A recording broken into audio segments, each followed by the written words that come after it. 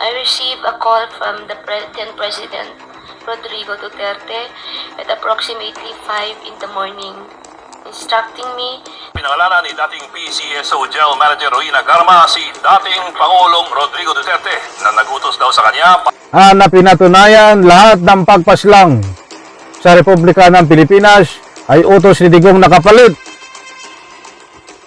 ang malaking pera. on May of 2016.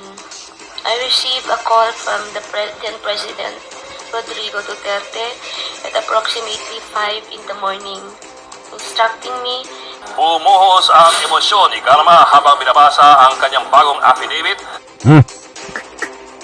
Talagang kapalit ang malaking halaga ho.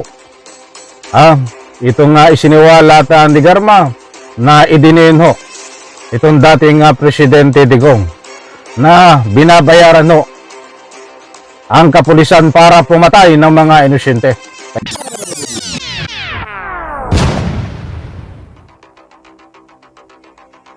Alright, welcome back to my YouTube channel. I'm Andy's Vlog. Ito, matindi ho ito mga kaibigan.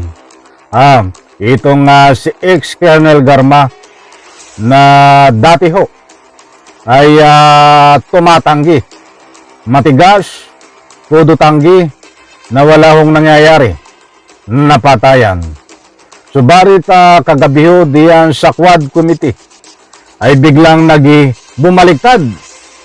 Biglang nagbago ang ihip ng hangin at sa punto pong iyan ay inamin na po ang lahat at itinuro na utos ni Digong lahat ang mga nangyayari na pagpaslang sa ating Republika ng Pilipinas kapalit ng mahalagang ika nga po ay pera. Kapalit ng malalaking pera. Ibig sabihin, kapag may napatay ho kayo na kamag-anak na napagbintangan na gumagamit na pinagbabawal na gamot o biktima ng tukhang ay pinagkapirahan ho, nagkapira ho ang mga PNP dahil bawat mamamatay ho ay bayad ni Digong. Nako ho, matindi ho ito. Mga kaibigan, sa puntong ito gusto ko pong ibahagi sa inyo itong video na ito na pag-amin ni ex-Colonel Garma bumaliktad na idinidiin sa pamamagitan ng kanyang testimonya itong dating Presidente Digong at iba pang mga kasangkot. Nako, ay iyak ng iyak ho itong si ex-Colonel Garma na noon pa ay talaga namang malaki ang papel nito sa mga patayan na nagaganap sa ating Republika ng Pilipinas. Datapuat tinatanggi niya ho.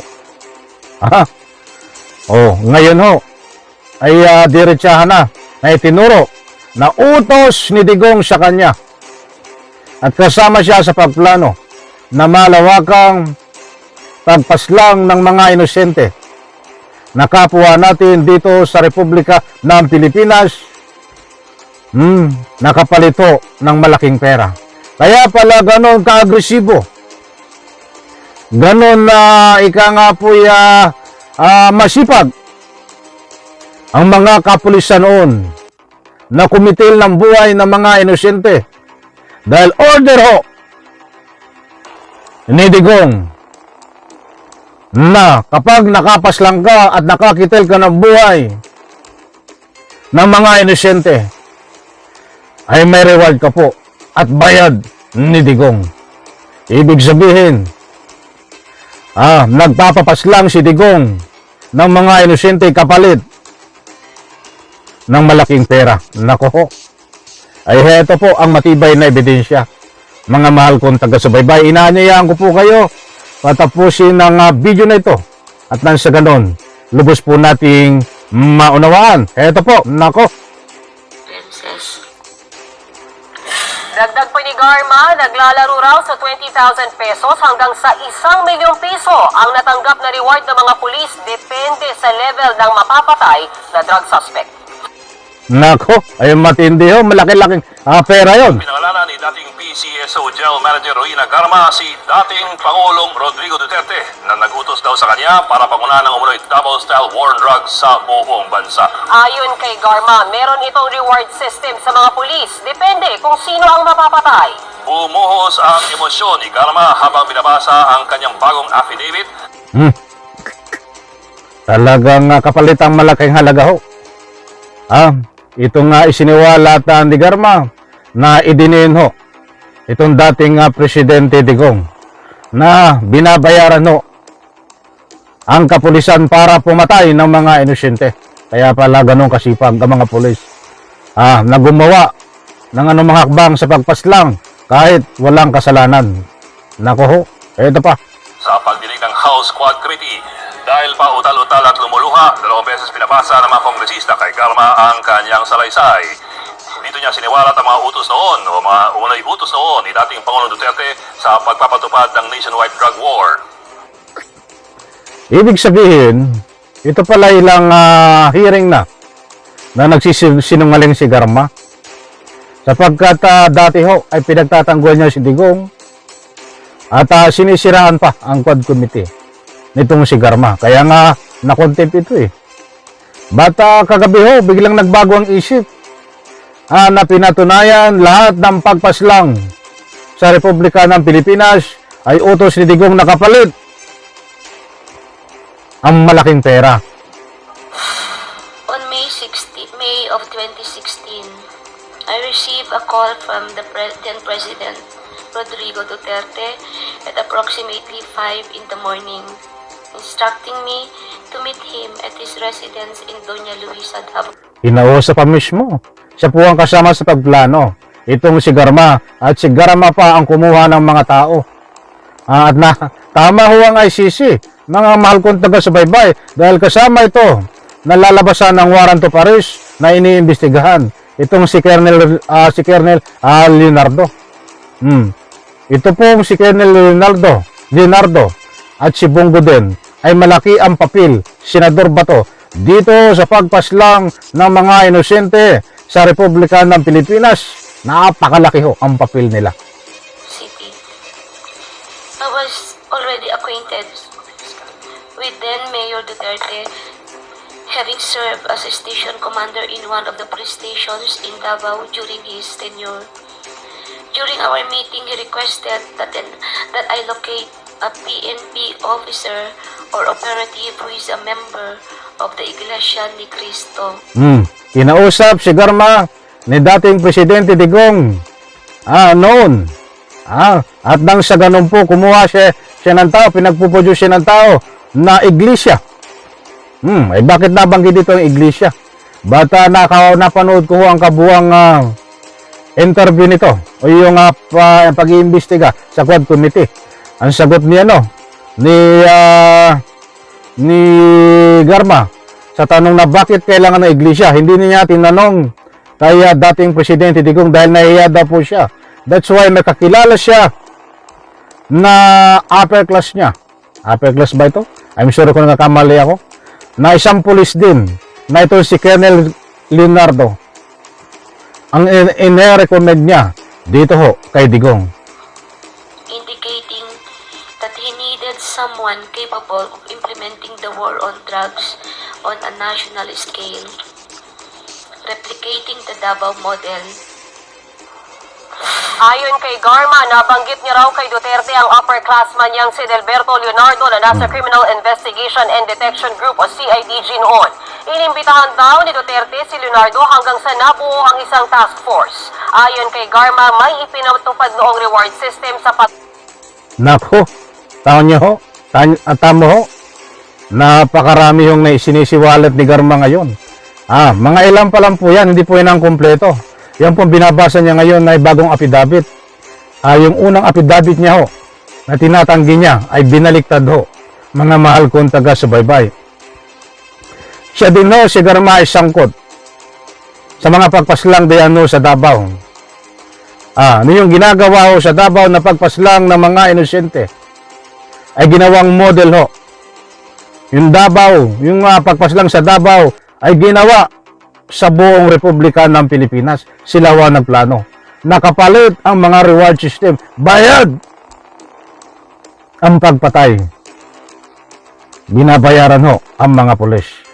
Patay ng mga drug suspect na ginaya umano sa Davao Model. The Davao model referred to the system involving payment and rewards. The Davao model involves three levels of payments of rewards. The first is the reward if the suspect is killed. Second is the funding of planned operations. Third is the refund of operational expenses.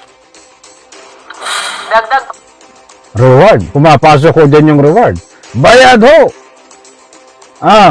Kung ang mga kamag-anak nyo, kaibigan, kakilala, ay napas lang ho. Sa pamamagitan ho nitong madugo na drug war. Yan ho at pinagkapirahan, nagkapira ho ang mga kapulisan. Dahil bayad ho ang mga kapulisan noon. Binabayaran ho ni Digong. Kung sino man ang mapatay ho. Nako ho, matindi ho ito. Tax. Galing ho sa tax. Sa magaling ang pambayad nito. Mga kaibigan, Saka po natin tatalakayin yan. Ito pa. ni Garma, naglalaro raw sa 20,000 pesos hanggang sa 1 milyong piso ang natanggap na reward ng mga pulis depende sa level ng mapapatay na drug suspect. Ayun. Naglalaro, pinakamababa, 20,000. Kamag-anak nyo na napas lang. Kung yan ay, ika nga po hindi high profile, ay 20,000 no. Kung isang tambay, na napas lang, napagbintangan, ang kamag-anak nyo, kaibigan nyo, noong panahon ni Digong, 20,000 po ang bayad. Hanggang pag medyo high profile ka, ay naaglalaro ho sa 1 milyon. Ganyan ho, kalukuhan, katarantaduhan, kagaguhan, na pinaglaruan ng ating Republika ng Pilipinas. Nito nga si Digong at iba pa niyang mga kasangkot. So mga kaibigan, ang maliwanag ho dito ay kinanta ni ex-Colonel Garma, itinuro. Itong dating Presidente Digong na talagang nagpapapatay at nagbabayad para pumatay ng mga inosente na palalabasin ho ay biktima ng drug war. Yan po ang malinaw dito. Mga mahal kung taga-subaybay. Marami ho at mahaba ang sinumpaang salaysay nitong si Garma. Umiiyak ho siya habang nagpapaliwanag. Siguro nakukonsensya. Saka ko po ibibigay sa complete details na yan. Dahil hindi ko masyadong maintindihan. Habang nagbabasa umiiyak, nandun ang kanyang emosyon. Abangan po natin mga kaibigan kung ano ang kahihinat na nito. Hanggang investigasyon lang ba ito? Hanggang pinangalanan lang ang dating Presidente Digong. Ang gusto kong ipunto, mga mahal kong taga-subaybay, dapat ipatawag ito diyan sa Quad Committee at si Bato, si Bongo ng mga nabanggit na pangalan. Kung sino man ang sangkot dito. Hindi lang po dapat ipatawag. Kung mayroong matibay na ebidensya, dapat managot ito sa ating Republika ng Pilipinas. Bagamat mayroon na po ng ICC. Umaasa po tayo doon. But wag lang po tayo umasa sa ICC bagos may sarili po tayong rule of law sa ating Republika ng Pilipinas na nagpuprotekta sa taong bayan na dapat ipatupad yan ng sa ganun no. Hindi na maulit ang katulad ng pag-uugali na inugali ni dating Presidente Digong na pagpaslang ng mga inosente, bayaran ang mga kapulisan upang paslangin ang mga inosente. Okay, alam ko, nakuha nyo ang gusto kong ipunto. Sa like ko sa video na ito, maraming salamat. Bigyan po natin ng part 2 ito. Bye-bye. Palapakan.